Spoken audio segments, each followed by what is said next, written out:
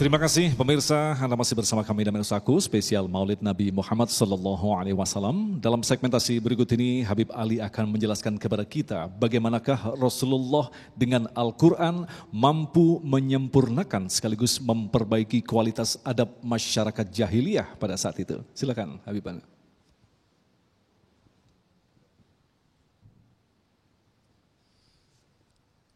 Assalamualaikum warahmatullahi wabarakatuh.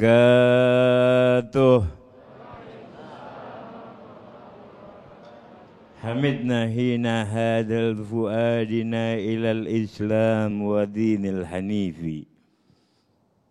Dinu ja'a min rabbil azizil khabiri bi ibadi bihim latifi. Iza tuliyat ayatuhu tahaddarid dumu zilubbil khasifi. Rasailu li Ahmad min hudaha bi ayyatil mubayinatil hurufi.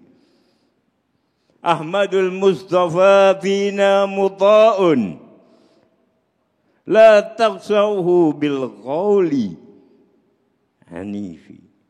Allahumma salli wa sallim wa barik wa karrim ala sayyidina Muhammad alladhi hadaitana bih wa allamtana bih wa karramtana bih wa sarraftana bih wa dallaltana bih wa ja'alta sa'adatud darain fi sayri ala darbih wa bulughul hudna fi tahaqquqi bihubbih. Allahumma fahaqqiqna bihubbih wa tsabbit aqdamana ala darbih wa ala alihi wa sahbihi. Yang sama-sama kita muliakan adalah Habib Nabil Ayahanda, Habib Nabil Musawa, adalah Habib Profesor Dr. Ahmad Al-Kaf, Syekh Muhammad Jabir, ahina fillah, da'ilallah, Al-Habib guys, As-Segaf, yang semoga semuanya kita mendapatkan manfaat dari apa yang telah disampaikan beliau. Kita mengambil ibrah dan pelajaran daripada apa-apa yang disampaikannya masuk ke dalam hati kita dan menjadikan renungan bagi diri kita.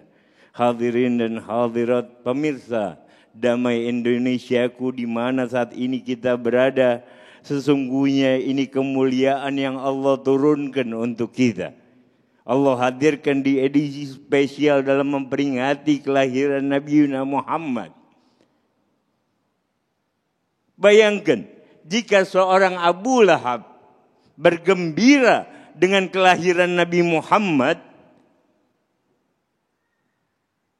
setiap hari Senin padahal masuk di dalam neraka, tapi keluar dari jemarinya air untuk meringankan azabnya. Diriwayatkan oleh Abbas, hadis di dalam Sahih Al-Bukhari. Sehingga suatu orang penyair, satu orang ulama besar dari kota Damsyik, An-Nasruddin Ad-Damsyiki berkata, "Iza kana hadza kafirun, la azimmuhu tabbat yada fil jahili muhallada, ala ata fi yaumil itsnaini daiman yuhaffaf anhu bisururi bi ahmada, fama dhannul 'abdi alladzi tulu umruhu masrurun bi ahmada wa mata muwahhida." Jikalau seorang kafir yang jelas-jelas termaktub di dalam Al-Quran, Abu Lahab, masih mendapatkan keringanan setiap hari Senin karena bergembira atas kelahiran Nabi Muhammad dengan memerdekakan budak yang bernama Suwaibah, itu dikasih keringanan. Dan kira-kira bagaimana kita yang sepanjang umur kita selalu bergembira dengan kelahiran Nabi Muhammad dan mati dalam keadaan tauhid, mengesahkan Allah Subhanahu wa ta'ala. Nabi teragung, Nabi yang termulia. Bahkan ujiannya pun yang paling berat di antara nabi-nabi yang lain. Seorang ulama besar dari kota Damaskus, Syria, Ramadan Muhammad Ramadan Al-Buti, di dalam kitabnya mengatakan, seorang hamba berkewajiban mendapatkan taklif dari Allah. Apa itu taklif? Berupa tanggung jawab. Berupa tanggung jawab menjaga ini agama, menyerukan ini agama, mengajarkan ini agama, agar Islam tetap teresa, Allah menjadi satu-satunya Tuhan yang disembah.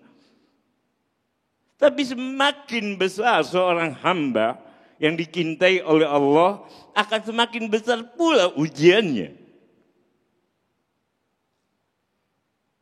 Kapan seorang wajib sholat? Kalau dia sudah jadi mukallaf, yaitu sudah jadi taklif agil dan balik.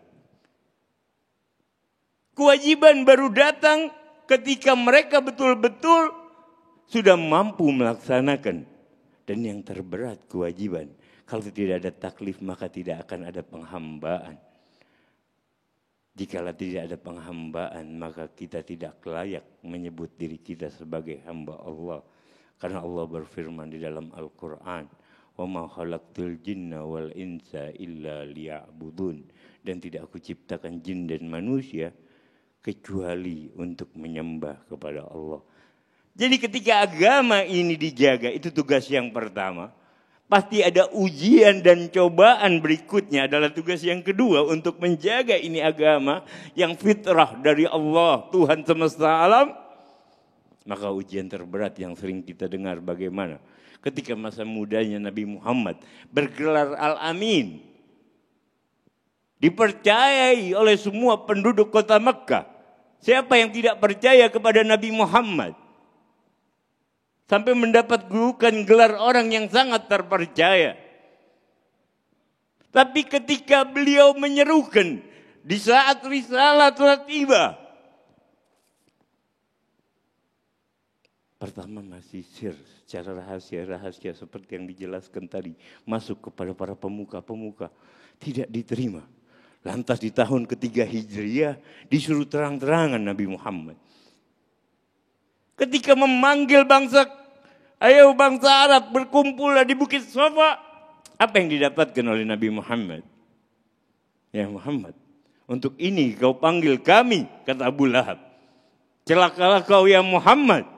Lantas turunlah surat Tabbat Yada. Begitupun ketika Nabi Muhammad berhijrah ke kota Taif, apa yang diinginkan oleh Nabi Muhammad? Hanya menyerukan agar tidak menyembah berhala yang tidak ada gunanya.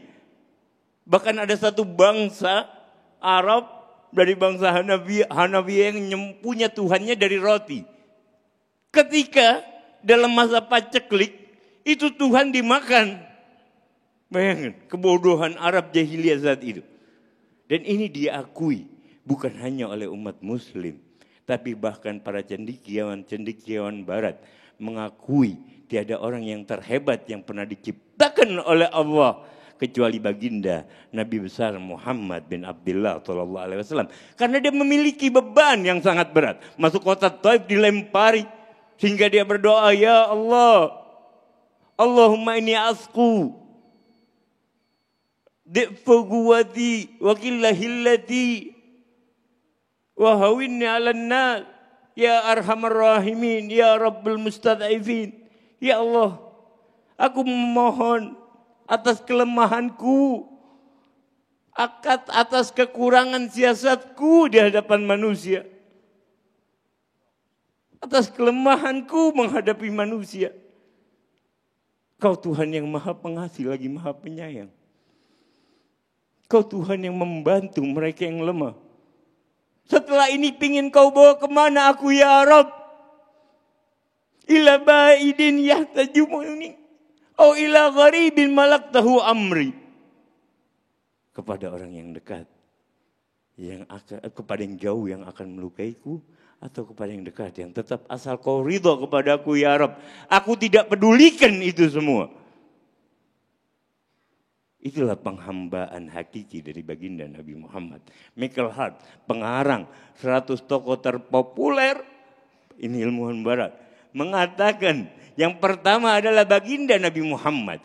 Di dalam buku tersebut dia mengatakan misi yang selesai dengan tuntas, dengan waktu yang paling singkat, dengan memiliki umat yang paling banyak, hingga kita mengenal Islam sampai saat ini, adalah berkat jasa Nabi Muhammad. Dan Benedetto, seorang penulis dari Inggris, mengatakan, seandainya Nabi Muhammad hadir di ini zaman, laksana permasalahan-permasalahan yang ada di ini zaman akan terselesaikan dan manusia semua akan hidup dalam damai dan kebahagiaan. Amin ya rabbal alamin. Semoga kita semua mendapatkan keberkahan dari Nabi Muhammad Sallallahu alaihi wasallam. Baik, terima kasih Habibana. Masya Allah, pemirsa yang dirahmati Allah. Dari sekilas sirah Nabi Muhammad Sallallahu alaihi wasallam yang disampaikan oleh guru-guru yang kita cintai, tentu saja semakin menumbuhkan cinta kita kepada Rasulullah Sallallahu alaihi wasallam. Dan tentu saja ingatlah, cinta kepada Rasulullah berarti mencintai sunnah-sunnahnya. Lantas bagaimanakah dengan kualitas kita mengikuti sunnah-sunnahnya secara total? Habib Gais akan menjelaskan selepas pesan-pesan berikut ini. Tetaplah bersama kami, Damai Indonesiaku.